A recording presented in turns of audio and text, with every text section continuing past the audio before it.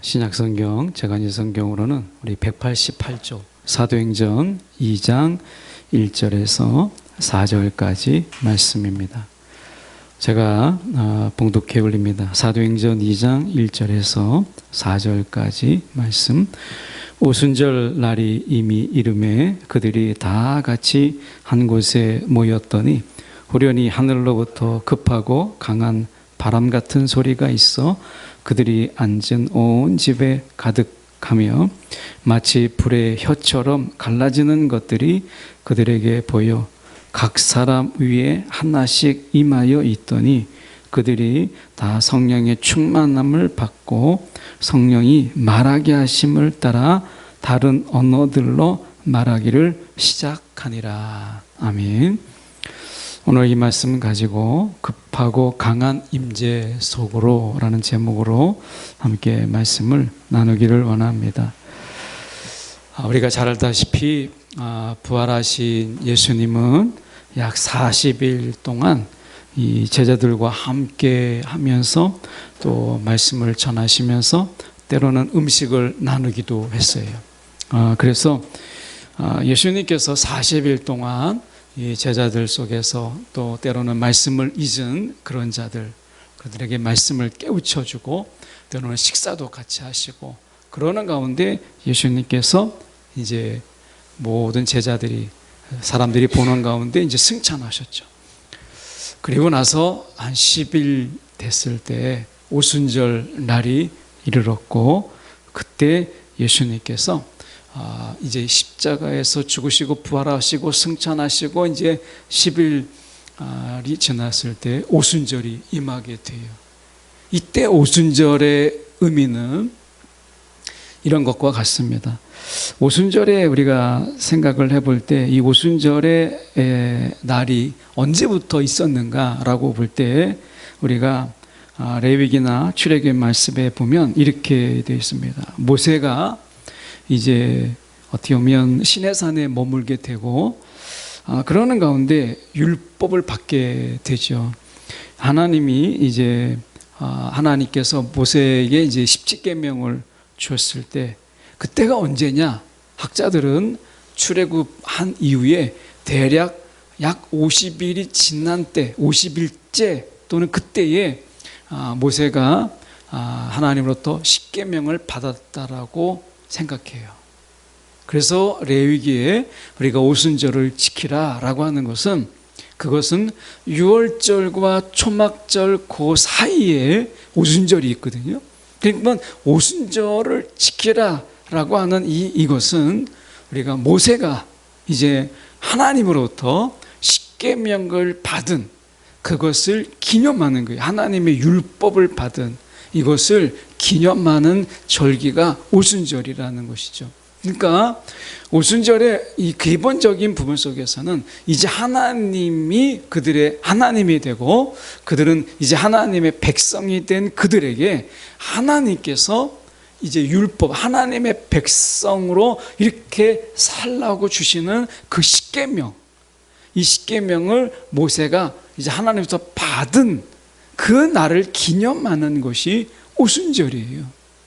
그러면 이것이 예수님께서 이제 부활하시고 승천하셔서 이제 한 10일 정도 지났을 때 이제 오순절이 임하게 되고 성령이 임하게 되죠.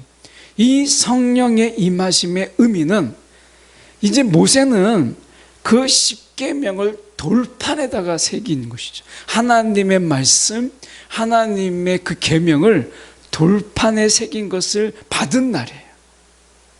근데 이제 예수님으로 인해서 오순절은 이제 성령이 우리 가운데 임함을 통해서 하나님의 말씀, 그 말씀, 약속의 말씀을 저와 여러분의 심령에 새기심을 기념하는 날이라. 이게 오순절이라는 것이죠.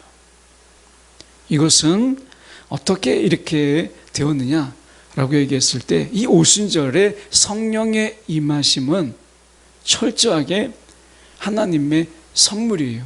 예수님께서 십자가에서 내가 다 이루었다라고 말씀하셨어요.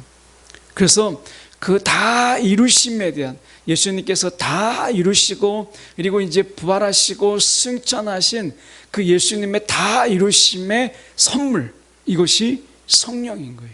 성령이 우리 가운데 임함을 통하여서 우리가 기억해야 될 것은, 이제 그분의 말씀, 하나님의 말씀이 육신이 되어서 이 땅에 오셨던 것처럼 이제 성령이, 그리스도의 영이 저와 여러분의 심령에 하나님의 말씀을 새겼고 하나님의 말씀을 마음에 간직하게 하셨다라고 하는 거예요. 이것은 십계명이 이제 돌판에 새겨진 것과는 전혀 다른 거예요. 오늘날 이 오순절의 역사는 우리 가운데 어떻게 나타나고 있으며, 이것이 우리가 사도행전적으로 이 오순절의 역사가 어떻게 일어났는가 우리가 잘 알고 있지만, 이 말씀을 저희가 살펴보면서 우리가 성령의 강림, 이 사건이 오늘 우리에게 어떤 역사를 일으키려고 하시는가, 그리고 어떤 역사를 일으키기를 원하시는가, 하나님의 말씀을 돌판이 아닌 우리의 마음판에 새기신 그 하나님의 깊으신 뜻을 우리가 함께 오늘 말씀을 통해서 살펴보려고 합니다. 말씀에 보면 이렇게 이야기합니다. 1절에 보시면 오순절 날이 이미 이르매, 오순절 날이 이미 이르매 라고 했을 때, 이것은 단순하게 우리가 약속의 어떤 성취 이런 것이 아니라 이미 이르매라는 이 말씀의 깊은 의미는 성령의 선물에 대한 이제 그 거룩한 약속이 이제 성취되는 그때를 이야기하는 것입니다. 단순하게 어떤 날이 이제 이름에 되었다, 어떤 날이 이제 되었다라고 하는 것이 아니라, 여기서 이미 이름에라는 말은 하나님의 거룩한 약속, 성령이 우리 가운데 이제 선물로 우리 가운데 주어질 바로 그날, 이것이 이루어질 것을 말씀하시는 그날이 이미 이름에 되었다라고 말씀하시는 거죠. 이것의 시작은 예수님 십자가에서 죽으시고 부활하시고 승천하신 그때부터 이미 시작되었어요. 그리고 이제 열흘이 되어서 오순절 날이 이미 이름에 우리 가운데 그들이 다 같이 한 곳에 모였더니 라고 말씀합니다. 그래서 말씀의 2절에 보시면 이제 성령의 선물이 저와 여러분 가운데 이미 주시기로 한 그 거룩한 약속이 성취되는 그 날이 이미 이르게 되었어요. 그리고 이제 2절에 보면 호련히 하늘로부터 급하고 강한 바람 같은 소리가 있어 그들이 앉은 온 집에 가득하며 라고 말씀합니다. 선물을 주시는 데 있어서 그 날이 있잖아요. 선물을 우리가 아무 때나 주는 것도 있지만, 선물을 주실 때에는 이제 선물을 준비한 자가 내가 이때 줘야 되겠다, 선물을 준비한 자가 더 설레는 거죠. 우리가 선물을 받는 자보다 선물을 이제 주려고 하는 그런 분이 준비를 했어요. 여러분이 누군가에게 선물을 하려고 할 때 여러분은 그냥 아무 때나 또 아무 장소에서 그냥 만난다고 주는 게 아니잖아요. 내가 그 날을 정하고 그 날의 특별한 시간과 특별한 장소 속에서 선물을 준비했다가 그 선물을 주는 거예요. 특별히 우리가 특별한 선물일수록, 귀한 선물일수록 여러분 아무 때나 선물을 그냥 주는 게 아니잖아요.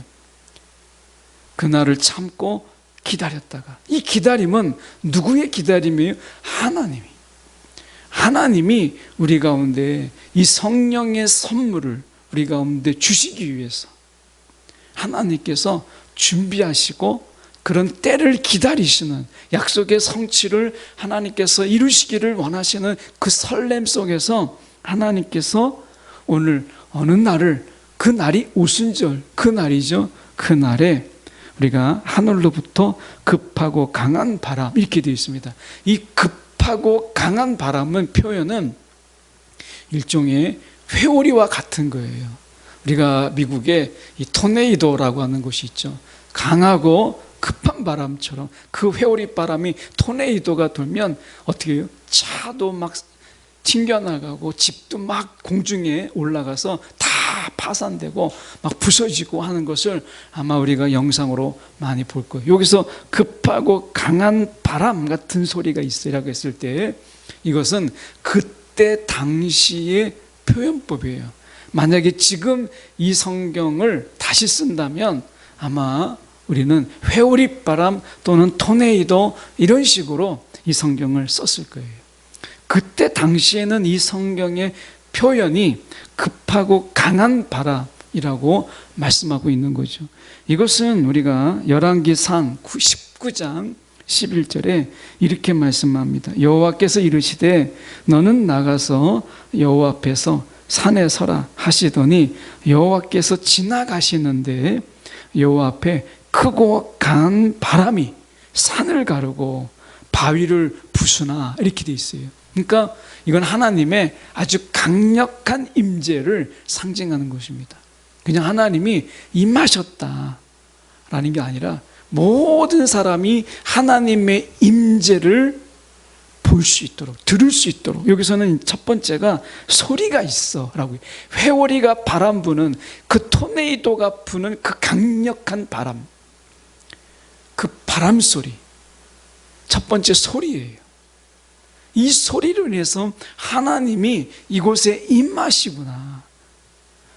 우리는 하나님의 임재를 우리가 많은 경우 그냥 내가 경험하지 못하고 사실 느끼지 못하는데 우리는 하나님이 이곳에 계십니다 라는 그런 때로는 막연한, 내가 느낌이 없고 확신도 없는데 우리는 말씀에 의지해서 하나님은 이곳에 임하고 계시다 라고 하는 것을 우리가 자주 이야기하죠. 그런데 오순절에는 하나님께서 소리가 너무나 분명해요.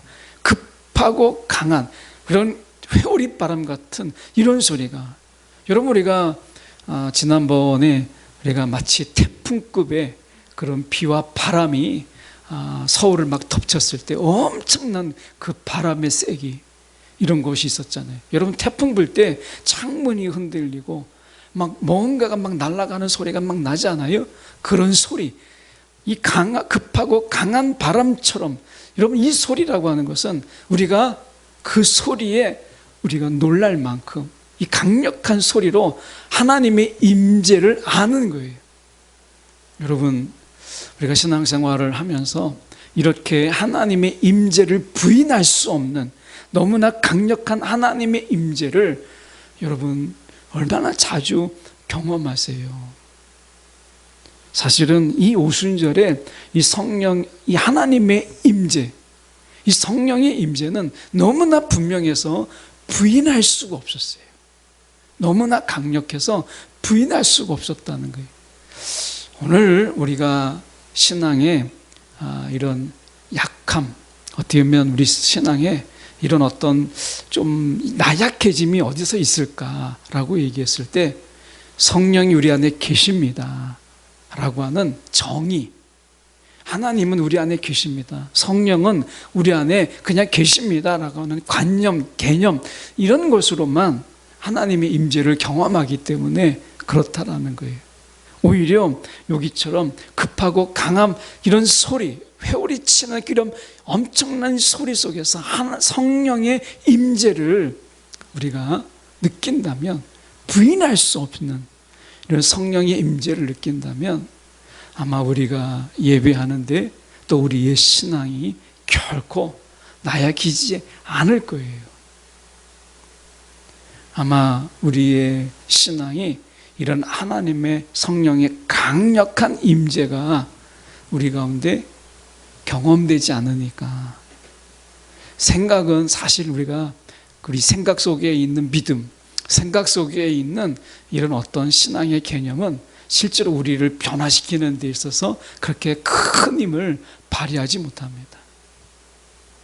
기독교는 경험의 종교라고 우리가 누차 우리가 말씀드리는 이유는 이런 성령의 강력한 임재의 경험이 내가 알고 있는 모든 걸 송두리째 다 삼켜버려요. 여러분, 그 토네이도가 이 모든 있는 집과 차를 다 삼켜버리고 눈으로 바라보는 그 소리와 눈으로 보이는 그 임재, 그 토네이도의 실제 이 모습 앞에서 우리는 두려워하고, 그리고 그 앞에서 우리는 겸손할 수밖에 없잖아요. 여러분, 오늘 우리가 생각해 볼 때 우리가 호련히 하늘로부터 급하고 강한 바람 같은 소리가 있어 라고 얘기해요. 첫 번째 성령의 임재는 들음이에요. 이 들음, 이 소리의 들음을 우리가 부인할 수가 없는, 우리의 감각 속에서 들음에 대해서 말씀하고 있다는 거예요. 이사야 66장 15절에도 말씀해 보면, 보라, 여호와께서 불에 둘러싸여 강림하시리니 그의 수레들은 회오리 바람 같으리로다. 이렇게 말씀하고 있어요. 성령께서 우리 가운데에 임하실 때 분명한 소리, 우리가 그 소리를 부인할 수 없는 너무나 분명한 소리, 이 말씀으로, 이 소리로 우리 가운데 임하신다는 것. 첫 번째가 들음이에요. 두 번째로 보면 우리가 3절에 마치 불의 혀처럼 갈라지는 것들이 그들에게 보여 각 사람 위에 하나씩 임하여 있더니 라고 되어 있어요. 두 번째는 우리가 보는 거예요. 보는 것인데 어떻게 역사하느냐? 여러분, 우리가 이 불이라고 하는 게 나오죠. 불의 혀처럼. 여러분, 이 불의 의미가 어떤 의미가 있냐면 우리가 구별시키는 거예요. 각각을 구별시키고 따로 떼어놓는 것을 이야기해요. 이 불의 혀는요, 어떻게 임했느냐? 여기 보면 각 사람 위에, 우리가 같이 모여져 있지만 거기에 많은 사람들이 모여 있었지만 각 사람 위에 하나씩 임하였다라고 이야기해요. 하나씩 임하였다. 여러분, 이게 중요한 거예요. 하나씩 임하였다. 성령의 역사가 이 오순절의 역사 때 어떻게 일어나느냐? 수많은 사람 속에 한꺼번에 그들 속에 임한 것이 아니라 각각의 심령 속에 임하였다라고 하는 거예요. 각각의 경험 속에서, 내가 보는 속에서. 여기 보면 각 사람 위에 하나씩 임하여, 내가 그 성령의 임하심을 내 눈으로 내가 보는 거예요. 각각의 임하는 이 성령의 임하심을 내가 보는 거예요. 불은 우리가 어떤 의미가 있느냐? 내가 다른 사람과 같이 있는 속에서 나를 떼어놓아요. 그리고 성령이 내게 강력하게 역사하는 거예요. 한 사람 한 사람에게, 많이 있어도 한 사람에게 각각의 임하는 거예요. 성령의 역사는요, 다른 사람의 경험을 내 경험으로 여기는 게 아니에요. 성령의 역사는, 임하심은 각각의 임하는 거예요. 여러분, 선물을 주는데, 선물을 주는 어떤 분이 다 나눠 가지세요 라고 해서 그냥 선물을 이렇게 뭉퉁해 주는 게 아니라 각각의 특성에 맞도록 각각의 이름이 쓰여서 선물을 준비하는 거예요. 이 성령의 선물은요, 각각의 개인들에게 하나님이 미리 준비해서 선물로 주시는 거예요. 그 전에 한 500명, 이게 부대에 가서 한 900명 정도가 그 예배에 이렇게 왔는데, 제가 세례를 이렇게 주는 사람은, 군인들은 한 500명 됐어요. 다른 분이 한 400명 하고서 이제 막 세례를 주는데, 이 진중 세례는 정말 바빠요. 막 세례를 주면 뒤돌아서면 또 하니까 막 혀가, 막 입술이 바짝바짝 마르는 거예요. 나중에 끝나고 나면 이제 이 초코파이하고 음료수 하나를 줄 때 다 여기서 한꺼번에 모아놓고 하나씩 이렇게 주는 거예요. 그건 이제 진중 세례죠.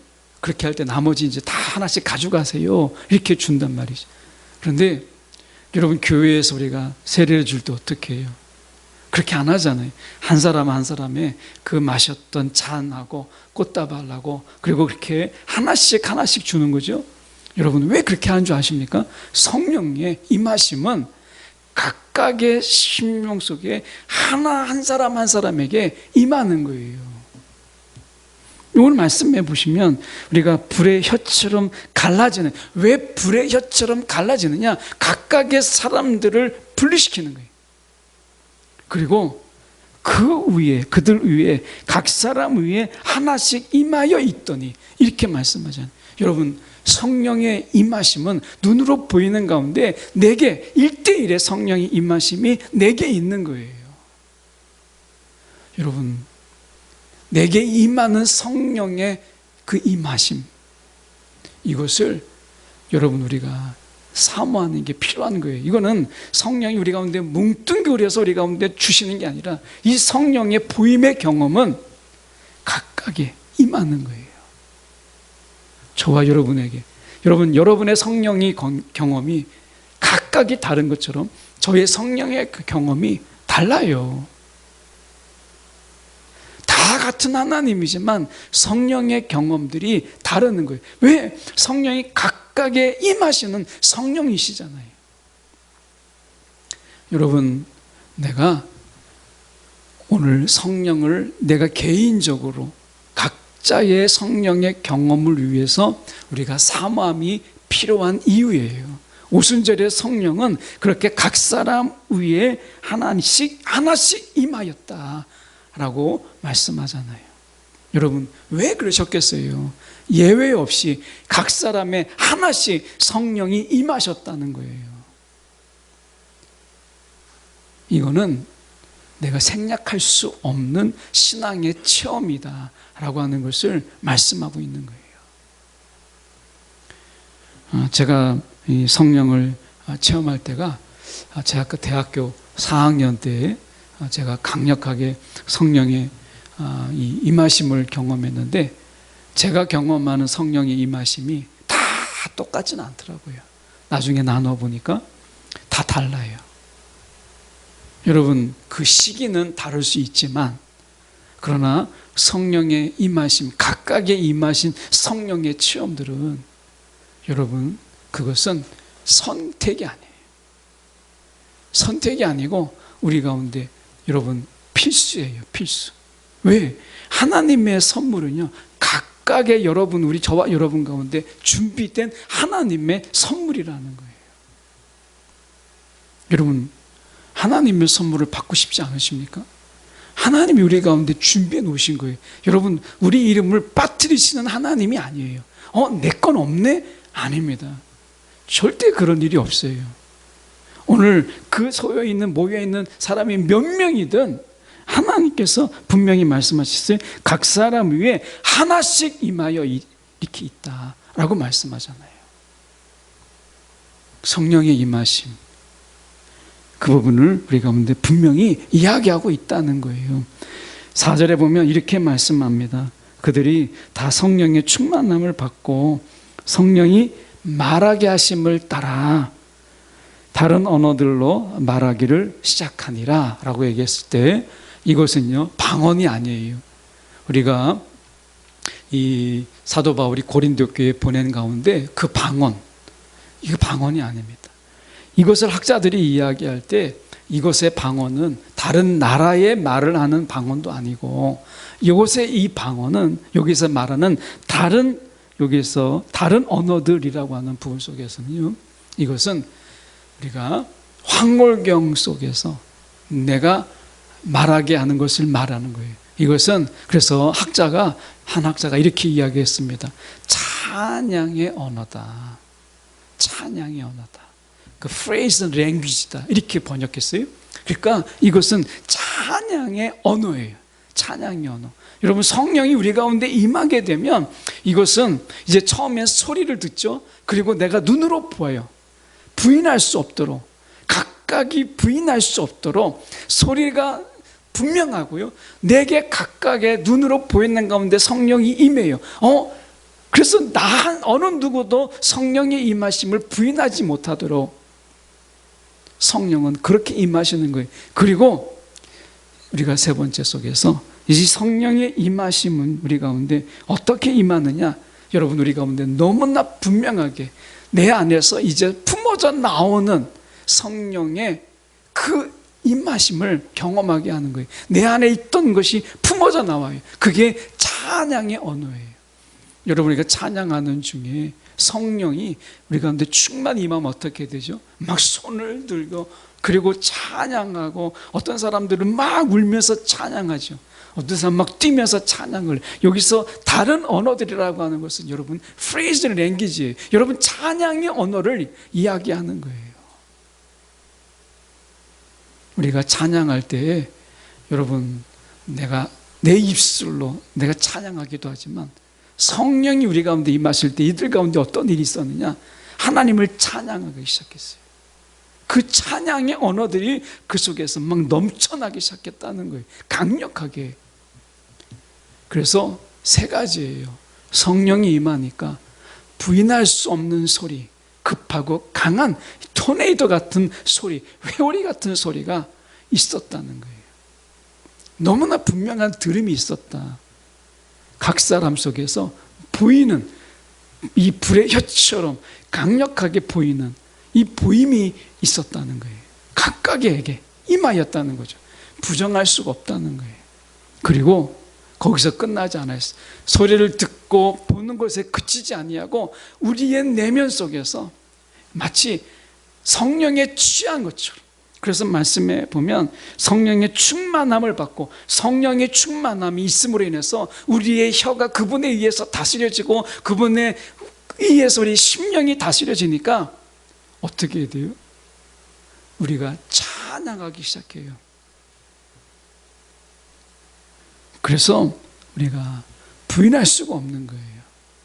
성령의 역사가 부인할 수 없도록. 그런데 더 놀라운 것은 우리가 무엇이냐면, 사도행전 2장 38절의 말씀에 보면 베드로가 이르되 너희가 회개하여 각각 예수 그리스도의 이름으로 세례를 받고 죄사함을 받으라. 그리하면 성령의 선물을 받으리니 라고 얘기해요.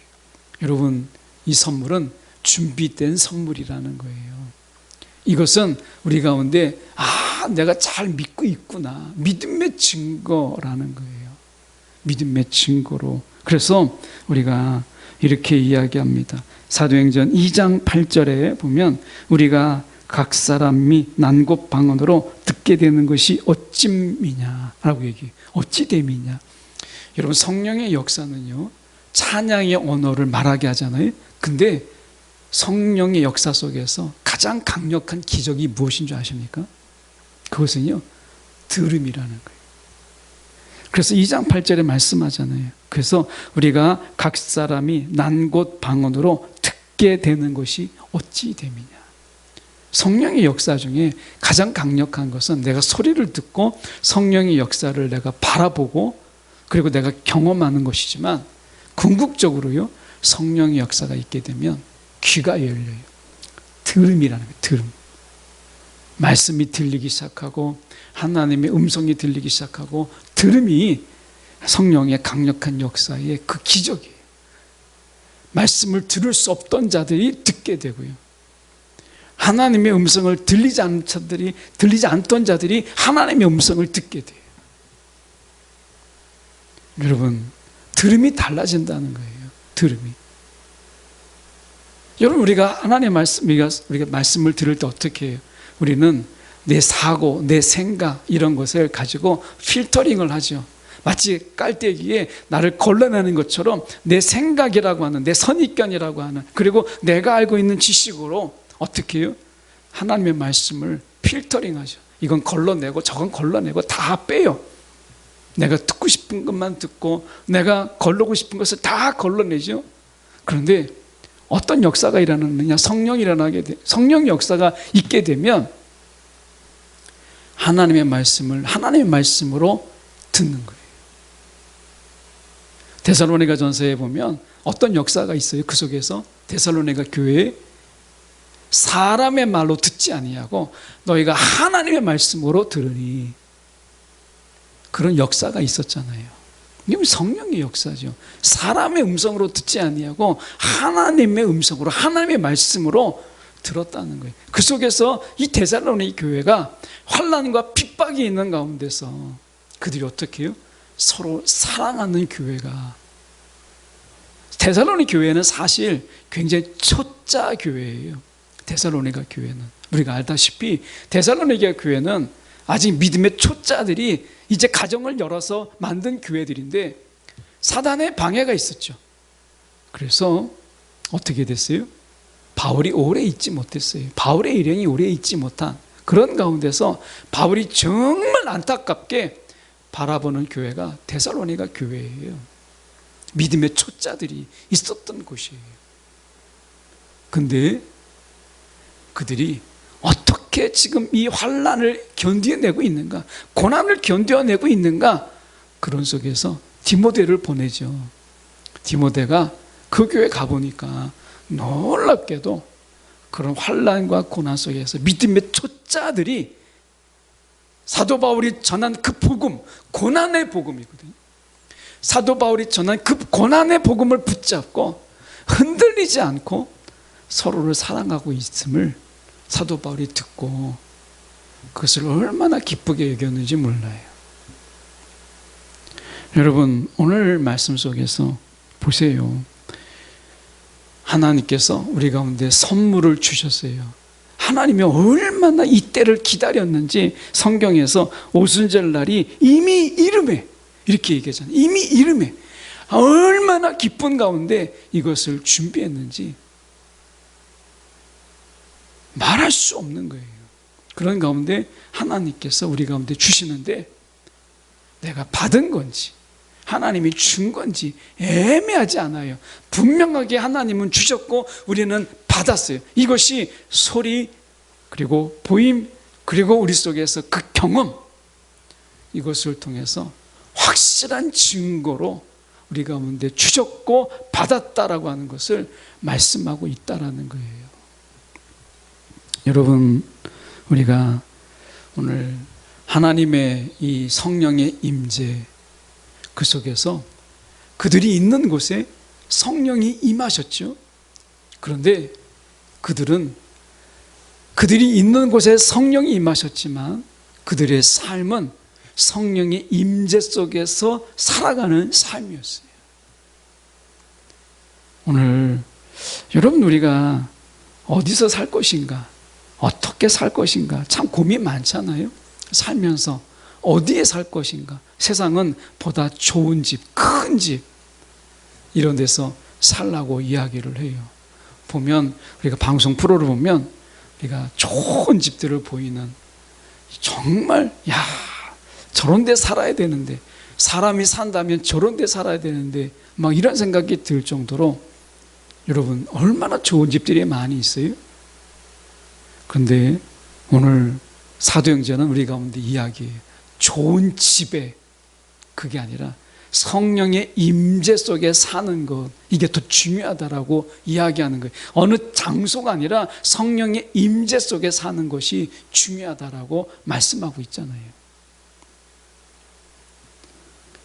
오늘 우리 속에서 우리가 생각해 보게 될 때 여러분, 성령의 임재는 우리 가운데 애매하지 않아요. 절대 우리 가운데 성령이 내 속에 계신지 아니 계신지 이렇게 불분명하지 않아요. 하나님은 그렇게 티미하게 일하시는 분이 아니세요. 오늘 이 오순절에 성령의 역사가 얼마나 선명하고 분명하고 아무도 부인하지 못하도록 역사하셨다라고 하는 것을 여러분, 우리가 기억할 필요가 있어요. 그러면 이때만 그랬어요? 아니에요. 그렇지 않아요. 우리가 사도행전을 쭉 읽어보면 성령의 역사가 여전히 단회적 사건이지만 그 성령의 임하심은 지금도 너무나 분명하게 각각의 속에 임하고 계시는 거예요. 교회를 통해서 성령 역사하시는 건 맞아요. 그런데 성령의 그 임하심은 오늘 말씀 속에서 각각의 임하시는 성령의 역사를 말씀하시잖아요. 여러분, 은사는 각각에 달라서 교회를 위해서 사용하게 하시지만 여러분, 그 성령의 임재는 여러분 각각의 사람들에게 예외 없이 하나님의 선물이라는 거예요. 하나님의 명단에 여러분, 저와 여러분의 이름이 빠져 있지 않아요. 하나님은 이런 실수를 하지 않으십니다. 오늘 성령의 그 귀한 선물, 그 속에서 부인할 수 없는 성령의 임재, 이것이 저와 여러분 가운데 있고 오늘도 내일도 변함없이 그 하나님의 성령의 임재를 부인하지 아니하고 부인할 수 없는 그런 삶의 우리가 여정이 되기를 간절히 소망합니다. 기도하겠습니다. 사랑에 많으신 하나님 아버지, 주님, 이 시간 기도합니다. 신앙의 여정에 우리가 절대 빠뜨릴 수 없는 성령의 임재, 오늘 그 속에서 우리가 거하게 하시고 성령의 임재로 살아가게 하여 주시옵소서. 살아계신 예수 그리스도 이름 받들어 기도드리옵나이다. 아멘.